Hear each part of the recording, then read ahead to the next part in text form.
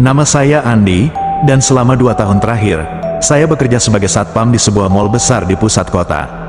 Mal ini terkenal dengan keramaiannya pada siang hari, namun sepi dan sunyi ketika malam tiba. Saat pertama kali menerima pekerjaan ini, saya berpikir itu akan menjadi rutinitas biasa, memantau keamanan, memastikan semuanya terkendali, dan menunggu waktu hingga shift saya berakhir. Namun, seiring berjalannya waktu, saya menyadari bahwa pekerjaan ini jauh lebih menakutkan daripada yang saya bayangkan. Mal ini memiliki denah yang rumit, terdiri dari 5 lantai dengan ratusan toko yang menjual berbagai barang. Lantai dasar memiliki supermarket besar, lantai 2 dipenuhi dengan toko pakaian dan aksesori, sementara lantai 3 hingga 5 dipenuhi dengan restoran, bioskop, dan pusat hiburan. Ada lorong-lorong sempit di antara toko-toko, tangga darurat yang jarang digunakan, dan basement yang hampir selalu gelap. Meskipun lampu menyala, malam hari adalah saat di mana mal ini berubah menjadi tempat yang benar-benar berbeda. Dan itulah saat saya mulai merasakan ada sesuatu yang tidak beres. Malam pertama yang benar-benar membuat bulu kuduk saya berdiri terjadi saat saya sedang melakukan patroli rutin di lantai 3. Saat itu sekitar pukul 2 pagi, dan seluruh mal sudah sepi. Ketika saya melewati sebuah toko pakaian, saya mendengar suara langkah kaki dari dalam toko tersebut. Meskipun toko itu seharusnya sudah terkunci dan tidak ada seorang pun di dalamnya. Saya berhenti, mencoba mendengarkan lebih jelas, dan suara itu berhenti seketika. Jantung saya berdegup kencang, tetapi saya memutuskan untuk memeriksanya. Saya membuka pintu toko dengan kunci yang saya miliki, namun tidak ada siapapun di dalam, hanya manekin yang berdiri di tengah ruangan dengan posisi yang aneh, seolah-olah sedang mengawasi saya. Pengalaman itu hanyalah permulaan. Semakin lama saya bekerja di sana, semakin sering saya mengalami kejadian-kejadian aneh. Suatu malam, saat saya berjaga di basement yang jarang sekali dikunjungi, saya mendengar suara tangisan. Suara itu sangat jelas dan terdengar begitu dekat, seperti ada seseorang yang menangis di sudut ruangan. Saya mencoba mencari sumber suara itu, tetapi tidak menemukan apapun. Tangisan itu berlanjut selama beberapa menit, hingga akhirnya menghilang begitu saja, meninggalkan saya dalam keheningan yang mencekam. Pagi hari pun tidak luput dari gangguan. Ada kalanya, saat saya membuka mal di pagi hari, saya menemukan mainan anak-anak yang tergeletak di tengah lorong, padahal malam sebelumnya saya memastikan semuanya dalam keadaan rapi. Pernah juga saya melihat bayangan hitam melintas cepat di ujung koridor, tetapi ketika saya mengejarnya, bayangan itu menghilang tanpa jejak. Seringkali, saya merasa ada yang memperhatikan saya, terutama saat saya sedang sendirian. Sensasi itu begitu kuat hingga membuat bulu kuduk saya berdiri. Hampir setiap malam saya diganggu oleh suara-suara yang tidak bisa saya jelaskan. Kadang terdengar suara langkah kaki di lantai atas. Meskipun saya tahu betul bahwa saya adalah satu-satunya orang yang sedang berjaga malam itu, ada juga suara-suara berbisik yang terdengar dari lorong-lorong gelap, seperti ada seseorang yang sedang berbicara pelan-pelan di dekat telinga saya. Saat saya menoleh, tidak ada siapa-siapa, hanya kegelapan dan udara dingin yang menyelimuti saya. Salah satu kejadian yang paling membuat saya ketakutan adalah ketika saya sedang memeriksa CCTV di ruang kontrol. Layar monitor menunjukkan gambar dari berbagai sudut mal. Pada salah satu layar, saya melihat seorang wanita berdiri di ujung lorong, berpakaian putih dan rambutnya menutupi wajah. Dia hanya berdiri di sana, tidak bergerak. Saya mencoba memperbesar gambarnya, tetapi ketika kamera fokus, wanita itu sudah menghilang. Saya bergegas ke lokasi yang ditunjukkan di CCTV. Namun ketika saya sampai di sana, lorong itu kosong dan tidak ada siapapun. Mal ini juga memiliki tangga darurat yang jarang sekali digunakan, kecuali untuk keperluan evakuasi. Tangga itu berada di ujung koridor yang gelap, dan setiap kali saya melewatinya, saya merasa seperti ada sesuatu yang mengawasi saya dari balik pintu. Suatu malam, saat saya membuka pintu tangga darurat itu, saya mendengar suara langkah kaki yang bergerak cepat menuruni tangga. Tetapi ketika saya melihat ke bawah, tangga itu kosong. Suara langkah itu terus terdengar hingga akhirnya menghilang di kegelapan. Lantai 5 yang berisi bioskop dan pusat hiburan adalah salah satu tempat yang paling menakutkan. Pada malam hari, ketika lampu-lampu dimatikan, tempat ini berubah menjadi sangat menyeramkan. Saya sering mendengar suara kursi bioskop yang bergerak sendiri, padahal tidak ada orang di dalamnya. Pernah suatu kali, saya melihat sosok anak kecil berlari di antara barisan kursi, tetapi saat saya mendekatinya, sosok itu lenyap begitu saja. Tidak ada jejak, tidak ada suara, hanya kegelapan yang membungkus seluruh ruangan. Basement adalah tempat yang paling tidak saya sukai. Tempat ini selalu gelap dan sunyi.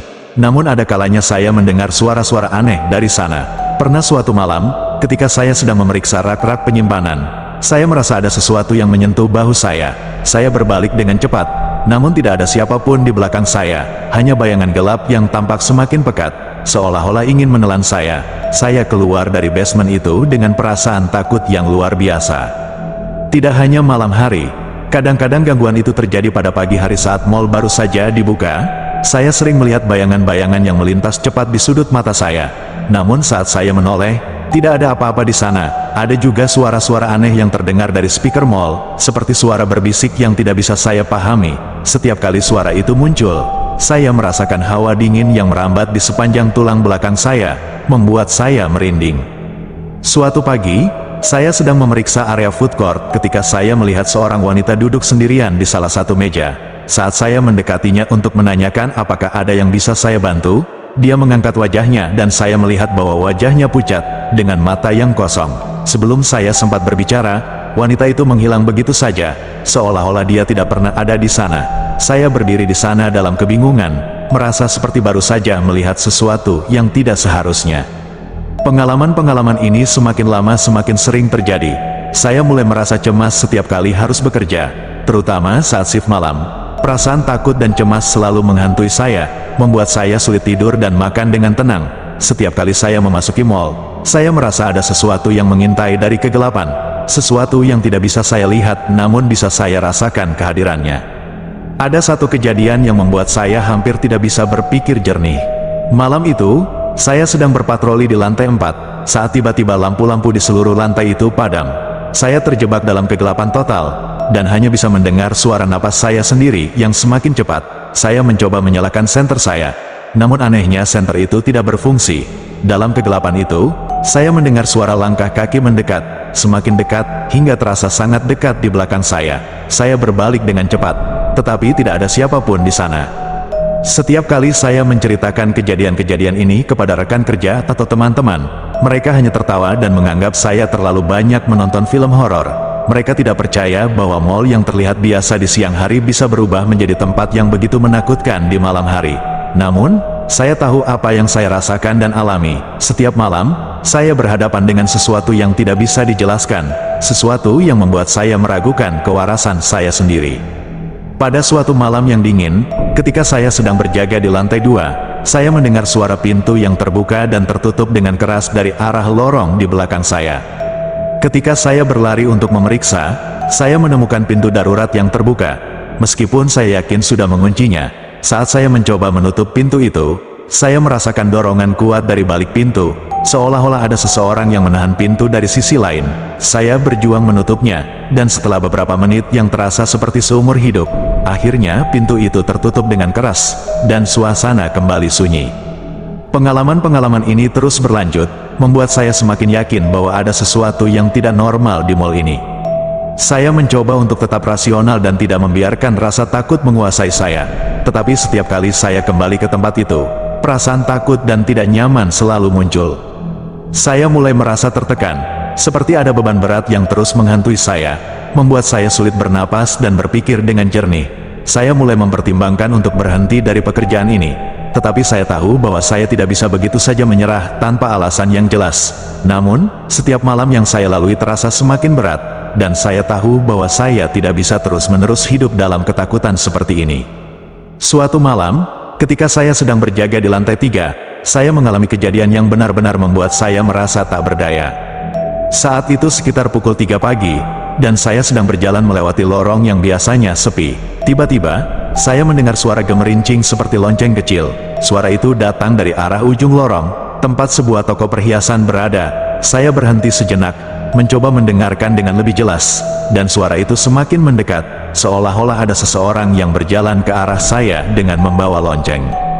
Rasa takut mulai menjalar di seluruh tubuh saya, tetapi saya memutuskan untuk melangkah maju, meskipun jantung saya berdetak kencang.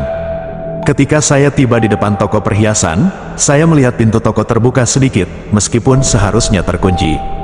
Saya menyalakan senter dan mengintip ke dalam, tetapi yang saya lihat hanyalah pantulan diri saya sendiri di kaca etalase. Tiba-tiba, suara lonceng itu berhenti, dan saya merasakan hawa dingin yang sangat menusuk. Saya merasa ada sesuatu di belakang saya. saat saya berbalik, saya melihat bayangan hitam tinggi yang berdiri di ujung lorong.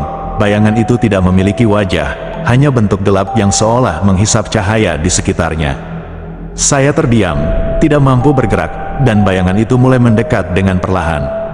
Saya bisa merasakan hawa dingin yang semakin kuat, seperti merasuki tulang-tulang saya. Pada saat itulah saya menyadari bahwa saya tidak bisa lagi bertahan di tempat ini. Saya tidak tahu apa yang sedang saya hadapi, tetapi saya tahu bahwa apapun itu, tidak ada niat baik di balik keberadaannya. Ketika bayangan itu semakin dekat, saya merasakan napas saya tertahan, dan hanya dengan segenap kekuatan yang tersisa, saya berlari meninggalkan tempat itu, tanpa melihat ke belakang. Keesokan paginya, saya datang ke mall dengan perasaan berat. Mata saya bengkak karena kurang tidur, dan saya merasa seperti tidak lagi menjadi diri saya sendiri. Rekan-rekan kerja saya menyapa seperti biasa, tetapi saya hampir tidak mendengar mereka. Pikiran saya hanya dipenuhi oleh kejadian-kejadian aneh yang terus menghantui saya. Saya tahu bahwa saya harus membuat keputusan yang tidak bisa saya tunda lagi. Setelah mempertimbangkan semuanya, saya akhirnya memutuskan untuk mengundurkan diri dari pekerjaan ini. Saya tidak bisa terus-menerus hidup dalam ketakutan, merasa ada sesuatu yang mengawasi saya setiap saat. Saya menyadari bahwa pekerjaan ini bukan hanya tentang menjaga keamanan fisik, tetapi juga berhadapan dengan sesuatu yang jauh lebih gelap dan tidak dapat dijelaskan. Hari itu, saya menyerahkan surat pengunduran diri saya, dengan hati yang masih dipenuhi ketakutan dan keraguan. Saya meninggalkan mall itu dengan perasaan lega sekaligus was-was. Meskipun saya tidak lagi bekerja di sana, saya tahu bahwa ingatan-ingatan tentang tempat itu akan terus menghantui saya. Setiap malam, saat saya mencoba tidur, saya masih bisa mendengar suara-suara aneh dan bayangan-bayangan yang muncul di sudut mata saya. Saya tidak tahu apa yang sebenarnya terjadi di mall itu, dan mungkin saya tidak akan pernah tahu. Namun, satu hal yang pasti, saya tidak akan pernah kembali ke tempat itu, dan saya hanya bisa berharap bahwa keputusan saya untuk pergi adalah keputusan yang benar.